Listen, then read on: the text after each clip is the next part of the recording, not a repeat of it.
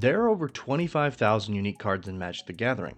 While there's nothing wrong with running only the most efficient cards in your commander deck, using an underplayed card instead can help your deck feel more unique and thematic.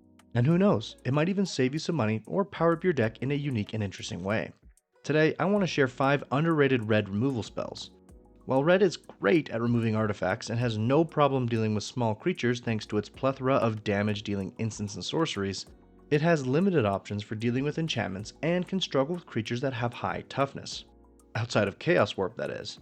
Chaos Warp is easily red's most versatile and powerful removal spell, which explains why it shows up in over 800,000 decks on EDH Rec, the second most played red spell after Blasphemous Act. In comparison, the cards I'm going to talk about today only show up in 15,000 decks or less, and usually less. So let's start the list off with Blood Frenzy.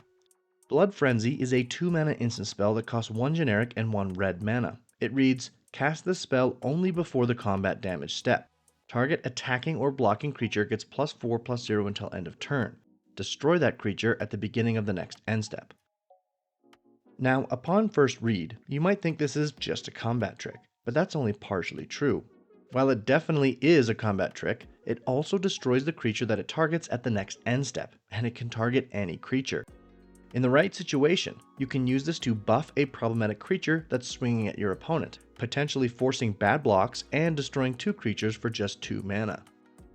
Of course, I have to mention that Blood Frenzy is very similar to the spell Berserk, which only costs a single green mana and actually doubles a creature's power instead of providing a flat +4 increase. While Berserk is definitely the better card, it costs $20 or more, compared to just 21 cents for Blood Frenzy. Also, it's in green, not red. Moving on, I've got to mention a card that I'm shocked to see so little play, Zoyowa's Justice. For 1 generic and 1 red mana, Zoyowa's Justice is an instant spell with a very interesting ability. The owner of target artifact or creature with mana value 1 or greater shuffles it into their library. Then that player discovers X, where X is its mana value. This is great for a couple reasons. 1, it hits almost any creature regardless of their toughness. And 2, it shuffles the creature away. This is one of very few answers that red has to indestructible creatures. And it hits artifacts too. It really reminds me of a Braid, which sees play in over 300,000 decks on EDH Rec. Both spells cost 2 mana, and can target an artifact or creature at instant speed. That said, a Braid is much more limited in the creatures it can destroy. On the other hand, Zoyowa's Justice can be a bit risky. Your opponent may flip into something just as bad or even worse than the thing you wanted to remove. Of course, they could also discover into something completely useless. Honestly, I can see the merits of including either in your deck. Although you can include both, as Zoyowa's Justice is at least as good as a Braid. Next up, let's talk about Aftershock. Aftershock is a 4-mana sorcery spell that costs 2 generic and 2 red mana. While inefficient and a little slow, it destroys target artifact, creature, or land before dealing you 3 points of damage. Now, I won't lie, this card is a bit of a hard sell, but I think it could still make the cut in a mono-red list because unlike a damage-based removal spell, it hits any creature, no questions asked. This is on top of being able to destroy an artifact or land. And while red is already pretty good at handling both of those permanent types, being able to destroy problematic lands is absolutely essential in every commander deck, and even at 4 mana, that flexibility might make this card worth it. At number 4, we've got Capricious Efreet. Capricious Efreet is a 6-mana creature that costs 4 generic and 2 red mana. For that, you get a 6/4 body with a very interesting ability. At the beginning of your upkeep, choose target non-land permanent you control and up to 2 target non-land permanents you don't control. Destroy one of them at random. Now, you might think that a 6-mana creature that generates no immediate value is absolutely useless. But both times I've seen this card played, it's put in a ton of work as a political removal piece. You can make deals with your opponents, letting them pick one of the targets to gain immediate advantage and dodge potential removal spells. I recently played a game where my opponent ramped into this on turn 4. I had removal in hand and considered getting rid of it, but they kept making table-friendly deals, and so the creature stuck around for 3 additional upkeeps before getting caught up in a board wipe. The political value they gained from this card on top of actually removing 3 of their opponent's permanents, made this easily worth the 6 mana. With that said, I don't think you can jam this in just any red deck.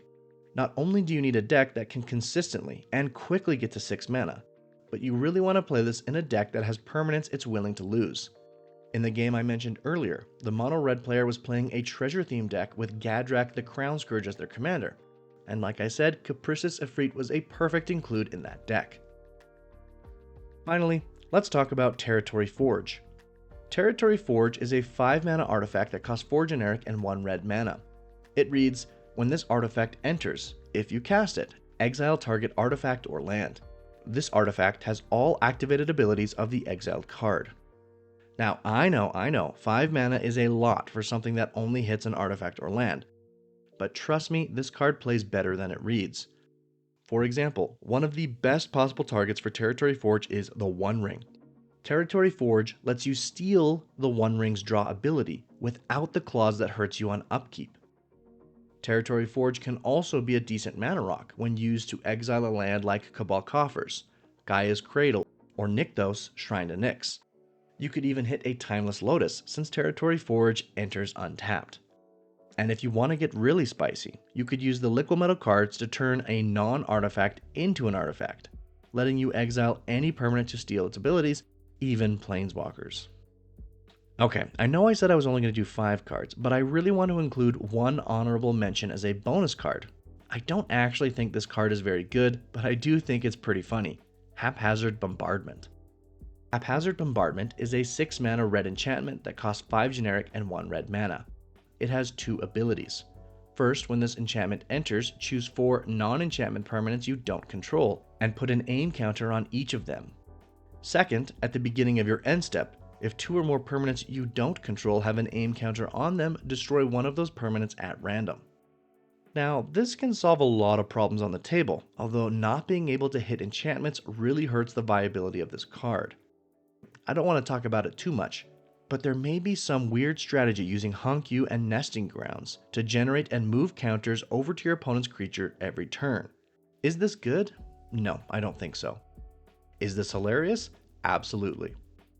At any rate, let me know what you think of these 6 cards in the comments below. Are any worth trying in one of your decks? Did I forget to mention your favorite red removal spell? Leave a comment below and make sure to like and subscribe to help my channel grow.